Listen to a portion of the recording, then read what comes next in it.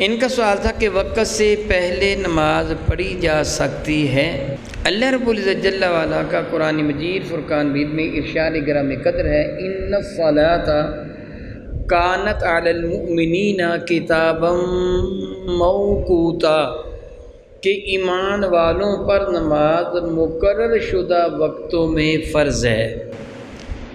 الحمدللہ تعالیٰ ثم الحمدللہ تعالیٰ آپ پر آج نماز ظہر یا نماز جمعہ فرض تھی اور وہ آپ نے ادا کر لی۔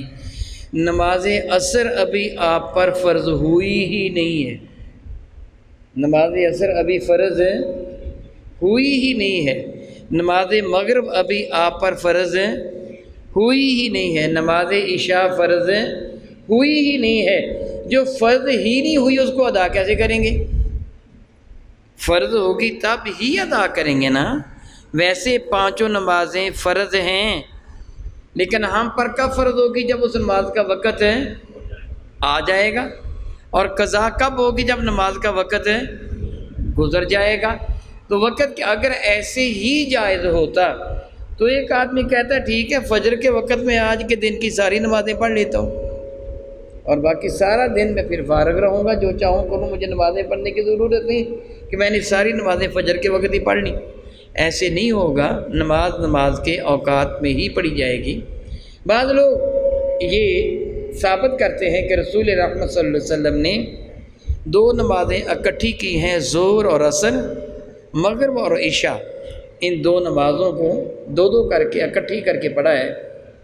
میں نے اپنی کتاب صلاۃ الرسول میں اس کی وضاحت لکھی ہے کہ سیدنا عبداللہ فرماتے رضی اللہ تعالی عنہ کہ جب تاجدار بوجم شفیع معظم رحمت عالم صلی اللہ علیہ وسلم ظہر کی نماز سے پہلے سفر کا ارادہ فرماتے، یعنی ظہر کا وقت ہونے سے پہلے سفر پر روانہ ہو جاتے، تو رسول رحمت اپنے سفر کو اتنی دیر تک جاری رکھتے جب تک عصر کا وقت قریب نہ ہو جاتا۔ عصر کا وقت جب قریب ہو جاتا تو رسول رحمت صلی اللہ علیہ وسلم قافلے کو رکنے کا ارشاد فرماتے، میرے کریم آقا کائنات کے لیے اللہ تعالیٰ کی سب سے بڑھ کر رحمت ہے، پوری کائنات کے لیے، انسانوں کے لیے تنہا نہیں، سب کے لیے۔ تو حضور سید عالم کا ارشاد گرامی قدر تھا کہ تم تو راستے میں سکون کر لیتے ہو نمازوں کے اوقات میں یا آگے پیچھے، تو جانوروں کے اوپر جو لدا ہوا بوجھ ہوتے وہ اتارتے ہی نہیں ہو۔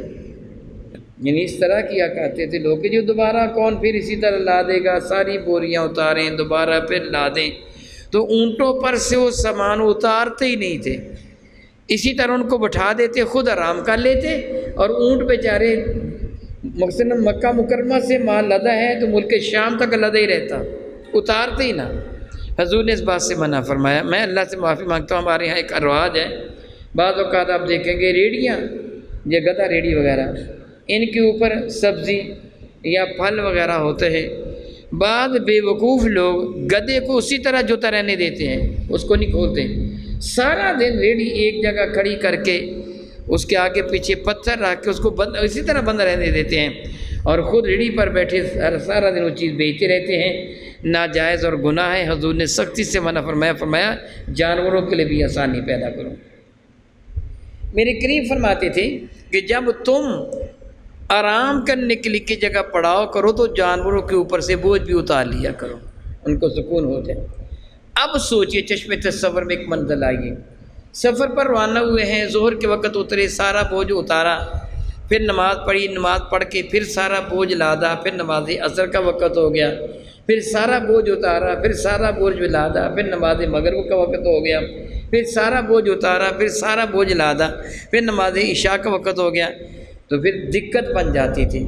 سیدنا عبداللہ فرماتے، راوی فرماتے، حضور سید عالم نماز ظہر کو اتنا لیٹ کرتے کہ نماز عصر کا وقت قریب ہو جاتا، پھر آپ پڑاؤ کا حکم دیتے، جانوروں کے بوجھ اتار لیے جاتے، نماز ظہر ادا کرتے، اتنی دیر میں نماز عصر کا پہلا وقت ہو جاتا، نماز عصر بھی ساتھ ہی ادا کر کے پھر جانوروں پر بوجھ لاد لیتے، پھر نہ رکتے، اتنی لیٹ ہو جاتے کہ نماز مغرب کا وقت آخر کو پہنچ جاتا، نماز عشاء کا وقت ابتدا میں آ جاتا۔ دوبارہ پھر وہاں رک جاتے، اب وہ بوجھ اتار کر نماز مغرب ادا کرتے، اتنی دیر میں نماز وقت عشاء کا پہلا وقت ہو جاتا، نماز عشاء بھی ادا کر لیتے۔ وہ فرماتے ہیں حقیقت میں حضور اس طرح ادا فرمایا کرتے تھے۔